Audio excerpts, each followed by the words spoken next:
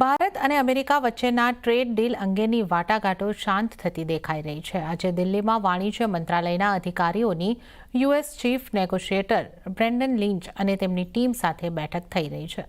ભારત તરફથી મુખ્ય નેગોશિએટર અને ઉદ્યોગ મંત્રાલયના એડિશનલ સેક્રેટરી રાજેશ અગ્રવાલ અને તેમની ટીમ આ બેઠકમાં સામેલ છે। આ અંગે વધુ વિગતો લઈએ અમારા economic policy editor Lakshman Roy પાસેથી। लक्ष्मण जी, इस बैठक से क्या कुछ निकलने की उम्मीद है? देखिए, अगर आप ये उम्मीद लगाए बैठे हैं कि इस बैठक के बाद यूएस और इंडिया के बीच में ट्रेड डील की तारीख तय हो जाएगी या फिर ये तय हो जाए कि भारत किन किन सामानों पर ड्यूटी में रियायत देगा या फिर अमेरिका भारत के किन किन सामानों में ड्यूटी में रियायत देगा, तो मुझे लगता है बेमानी होगी। इस तरह की डिटेल इस बैठक से निकल कर आने की संभावना या फिर कह सकते हैं उम्मीद नहीं करनी चाहिए, क्योंकि ये जो कहते हैं ना अंतर्राष्ट्रीय कारोबार की बैठकें जो होती हैं अलग अलग, तो उसमें अलग अलग राउंड की बैठक होती है। तो छठे राउंड की बैठक होनी थी, ये छठे राउंड की बैठक नहीं है।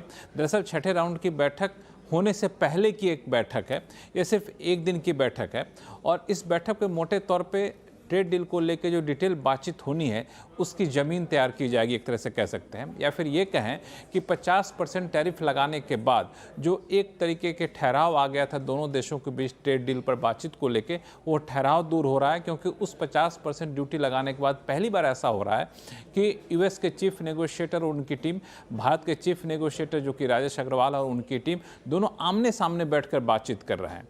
और इस बातचीत से पहले 2-3 चीज़ें जो हुई वो एक तरीके से कहें बहुत ही सकारात्मक संदेश दे गया, जब अमेरिकी राष्ट्रपति ट्रंप ने कहा कि दोनों देशों के बीच में काफ़ी ज़्यादा स्ट्रेटेजिक रिलेशन है।